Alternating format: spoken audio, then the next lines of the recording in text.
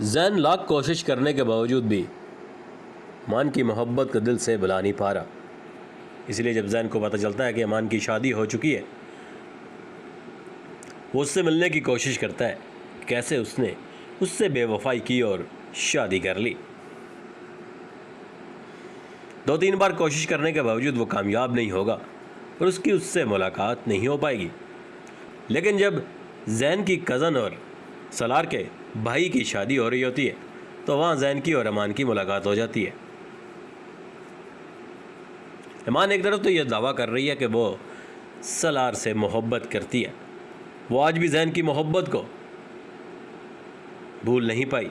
शादी में जब ईमान डांस कर रही होती है तो अचानक जैन उसके सामने आ जाता है। वहाँ नज़रें मिलती हैं और एकदम से तो ऐसा दिखाया जाता है कि जैसे ईमान के मुंह में ज़बानी नहीं।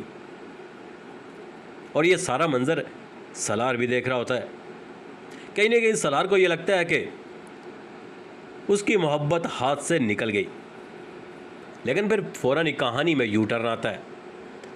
ईमान और जैन साइड पर पहुंच जाते हैं जहाँ ईमान जैन से कहती है कि तुम कब वापस आए और क्यों आए और मेरा पीछा क्यों कर रहे हो।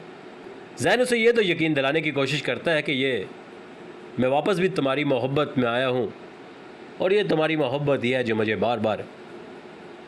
हमें बार बार मिला देती है। तब दवा उससे कहती है कि पहले तुम मेरे ऑफिस गए, फिर मेरे घर, और आज यहाँ। ये इत्तेफाक तो नहीं हो सकता। यहाँ मज़ीद कुछ जैन ईमान से अपनी मोहब्बत के बारे में कहना चाह रहा था, लेकिन फ़ौरन ईमान को याद आ गया कि उसकी शादी हो चुकी है। तो वो फ़ौरन सलार को बुला लेती है और फिर जैन से कहती है कि तुम पूछ रहे थे ना कि उस दिन भी मैं इतनी ही खूबसूरत थी या इतनी ही खुश लग रही थी। तो नहीं, आज मैं हसीन लग रही हूँ। मेरी ज़िंदगी में सलार है। चलें, सलार की खुशी तो वापस आई। जो थोड़ी देर पहले उसे ये लग रहा था कि कहीं उसकी मोहब्बत हाथ से निकल गई, अब वो टेंशन उसकी ख़त्म हो गई है। अब ईमान और सलार की शादी हो चुकी है और दोनों को उनकी मोहब्बत मिल चुकी है। तो कहानी में सस्पेंस डालने के लिए जैन साहब को तो वापस आना था और जैन साहब ने आकर रिश्ता भी वहाँ जोड़ा। ईमान के घर में घुसने का एक ज़रिया भी मिल गया। कहानी मज़ीद दिलचस्प और सनसनीखेज़ होती जा रही है।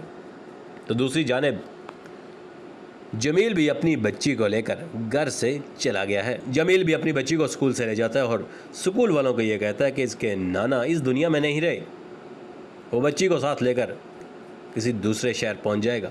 जमील सवेरा से रब्ता करता है और उससे कहता है कि अगर तुम बच्ची से मिलना चाहती हो तो जैसा मैं कहता हूँ वैसा करो। मैं तुम्हें टिकट भेज रहा हूँ, तुम यहाँ चली आओ। और इस तरह जमील सवेरा को भी अपने पास बुला लेगा। फिर कहानी में एक नया सस्पेंस आएगा कि सवेरा को बचाने सलार, ईमान और उसके वालिद जाएंगे।